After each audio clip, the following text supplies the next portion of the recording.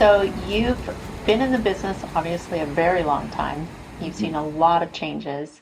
Where do you hope the future is with green building, and what differentiates yourself from other builders maybe that don't focus as much on it as you do?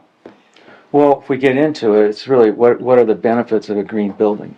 A green building is going to last longer because it's made out of durable, you use durable products, Right. and it's better for the environment. You're using a lot of recycled products and rapidly renewable resource products like bamboo instead of redwood that takes 100 years to grow a Right. redwood tree. Bamboo Right. grows fast, things like that. Right. So it has a less carbon footprint on the environment because of the sources you use, and it's more comfortable inside, and has better indoor air quality inside, and it costs less to run.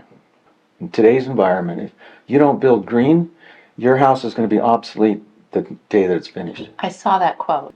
I've been listening to keynote speakers talk about climate change and the science behind it and the graphs and everything since 2008, and I didn't think it would go as fast as it has. And every one of those, like the climate changing, they had models of the glaciers melting, for instance.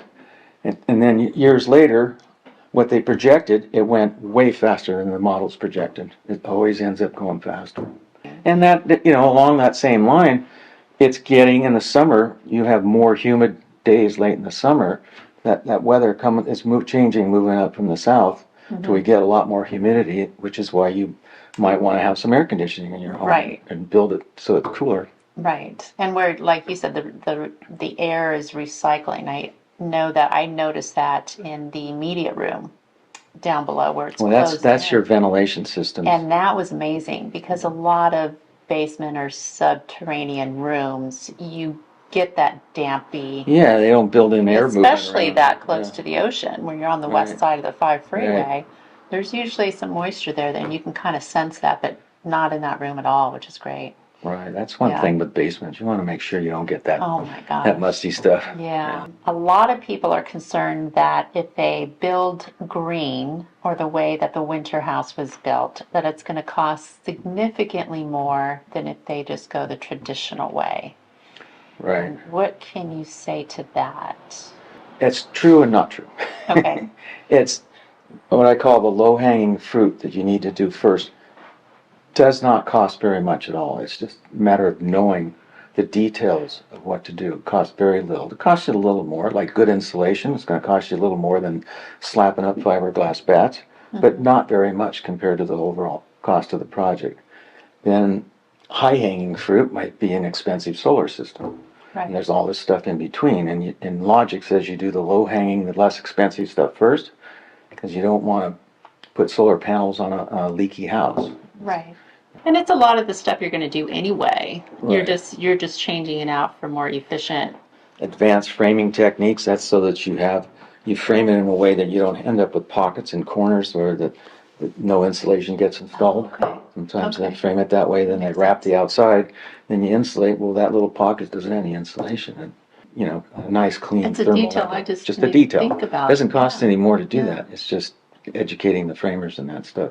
Oh, Little things like that don't cost much at all. And I think we had talked about too, if you plan on staying in a home for a length of time or to leave your home to your children, especially doing things like the storage tanks for the water runoff and things like that is a great investment. And the higher end solar systems would be a Right. bit better investment because in the long term, Long you're term, saving money. You'll save money. That's And absolutely you're right. improving the home or building a home that's going to last into the future, where if you don't do those things, it's like you said, it's obsolete. It's not going to be a property that maybe some of the younger generations are going to come in and want to purchase. Part of the details of building the building is it's going to be a lot less expensive for the mechanical systems to run because you're going to put in some energy efficient mechanicals. Right. But if you build it right, which takes very little more, it's just knowing the details. That house will be insulated real well and air sealed. Those mechanicals don't have to turn on very often. Once they get to a temperature, it'll turn off and it'll keep that. So they run a lot less. I always say that people ask me, what's the most energy efficient mechanical system? And I say the most energy efficient one is the one that doesn't have to turn on, Right. that rarely runs. So, Right. And that's the That's a way of good doing point. that. There's a way of building it. That's a That's good point. exactly true. That's a good point. And so those savings will go on into the future is what made me think. Yeah. So you had 5 points that Right. you want to address. The very first class I went to learn about that, the professor up there showed this to start with. He says, yeah, it's all this stuff. There's a lot of stuff in here, a lot of details, but it all boils down to 5 categories. Okay. And so you put the notepad and he goes, okay, here's a site, and we're going to put a building on it.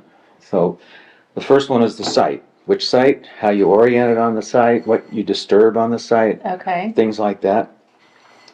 The second one is water. This house is going to need water and landscaping and so forth. It's going to use water, and we all know water's Southern California. It's a scarce, Right. rare resource. So water conservation.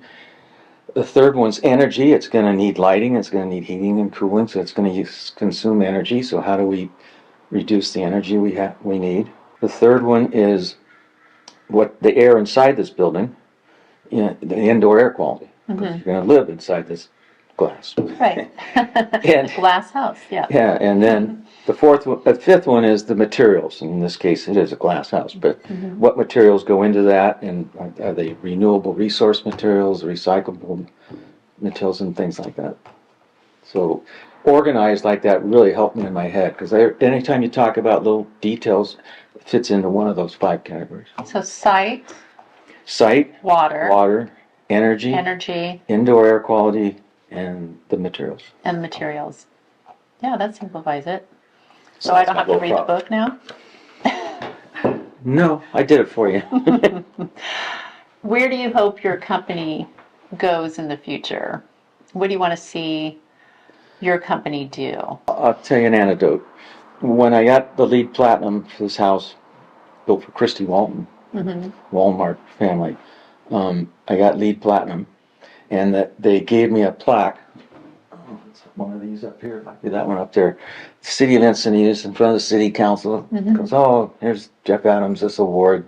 And the comment I thought and did say there was, I hope someday this isn't worthy of an award, that this is just how we all build things. Just now it's worthy of award because it's a different way of doing things and they're kind of rewarding it. But someday that'll be the way we build. I like that. That makes sense.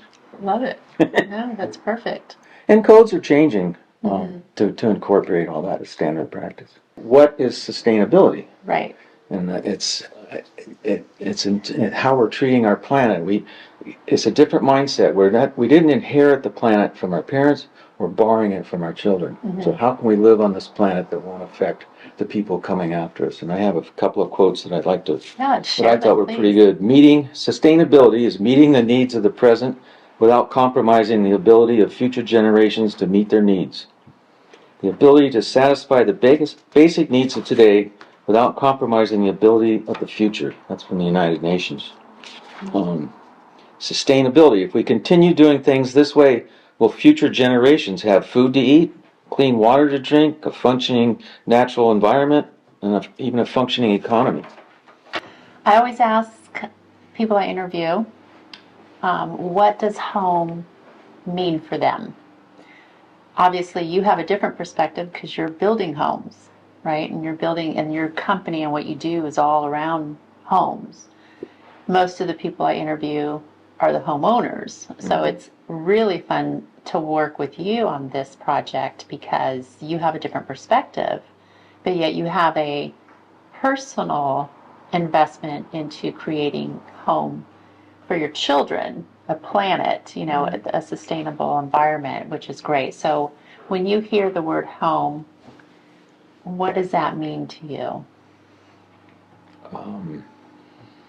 Well, home is what you live in. Right. And I get to become friends with these clients and interact with how they live in their homes and so forth. I don't just go away when it's done because I'm always back for something. You take care of things and the houses, their homes become like children to me. I call them, these are like my babies, you know. Yeah. Call me up, and you need something. Yeah. Don't bother, don't bother. I'll come fix it. I 'Cause love that. That's all, they mean something to me. Yeah, It's I like my love that. children Yeah. in other homes. You put your heart and soul into what you've created, and you appreciate the people who Right. have moved in there. And like you said, it is your babies, your children. Yeah. It's funny, I feel that way sometimes about my listings or about the buyers I work with. It's like they're my Right. extended family. You invest so much time, and you want them to be happy and to thrive and to be successful and to do well. But Right. I love that. I love that definition. Well, that's going to do it. I really appreciate your time. I hope I can reserve the right to come back maybe and do a sequel at some point. Sure. You know, if you have a new project that's really cool, you can give me a call and let me know, so I'll be maybe glad we to. can do something along those lines just to incorporate another one. I would love to see another project Okay. that you complete. It'd be fun to continue on, just to educate people and what can take place with the green build. Sounds like fun. It does. Yeah. It does. Well, I thank really you so appreciate your much. interest in it. Oh gosh, yeah. Contacted me. No,